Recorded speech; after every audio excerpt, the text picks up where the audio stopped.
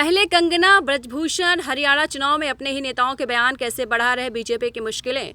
पहले कंगना रनौत ने किसान आंदोलन को लेकर टिप्पणी की तो भारतीय कुश्ती महासंघ के अध्यक्ष ब्रजभूषण शरण सिंह ने पहलवानों के आंदोलन को लेकर हरियाणा के चुनावी दंगल में अपनी ही नेताओं का बयान किस तरीके से बीजेपी की मुश्किलें बढ़ा रहे हैं।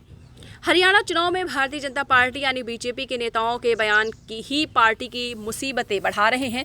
पहले कंगना रनौत ने किसान आंदोलन को लेकर टिप्पणी की तो भारतीय कुश्ती महासंघ के अध्यक्ष ब्रजभूषण शरण सिंह ने पहलवानों के आंदोलन को लेकर लगातार ब्रजभूषण ने अपने खिलाफ हुए पहलवान आंदोलन का चेहरा रही ओलंपियन विनेश फोगाट और बजरंग पुनिया के खिलाफ मोर्चा खोल दिया है।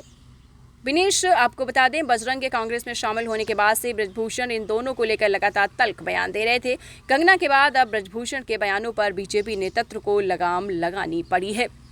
बीजेपी नेतृत्व ने ब्रजभूषण को सख्त निर्देश दिया है कि विनेश फोगाट और बजरंग पुनिया को लेकर कोई भी बयान ना दें। पार्टी नेतृत्व ने हरियाणा चुनाव की वजह से निर्देश दिए हैं। नेतृत्व को लगता है कि ब्रजभूषण के विनेश और बजरंग को लेकर उल्टे जो बयान है उल्टे पड़ सकते हैं। पार्टी नेतृत्व नहीं चाहता कि कोई भी ऐसा नेता कोई बयान दे जिसने बीजेपी के वोट बैंक पर नकारात्मक प्रभाव पड़ने की आशंका हो। विनेश और बजरंग की कांग्रेस में एंट्री के बाद ब्रजभूषण को पहलवान आंदोलन की जिस पिच पर अवसर नजर आ रहा है वह खुलकर बयान देकर हवा बीजेपी के पक्ष में मोड़ने की सोच रहे थे। उनके वही बयान बीजेपी के लिए मुसीबतें बढ़ाने वाले हो सकते हैं। महिलाओं को बीजेपी का साइलेंट वोटर कहा जाता है। जाट किसान की नाराजगी के चर्चों के बीच भी बीजेपी को हरियाणा में हैट्रिक की उम्मीद है तो उसके पीछे महिला वोट बैंक पर भरोसा वही वजह बताया जा रहा है। ब्रजभूषण विनेश और बजरंग को घेरने की कोशिश में ऐसे बयान दे जा रहे हैं जो महिला मतदाताओं की भावनाओं को आहत कर सकते हैं। ब्रजभूषण ने हाल ही में महाभारत और द्रौपदी के प्रसंग का जिक्र करते हुए कहा कि 5000 साल पहले एक महाभारत हुआ था जिस पर पांडवों ने द्रौपदी को दांव पर लगाया था।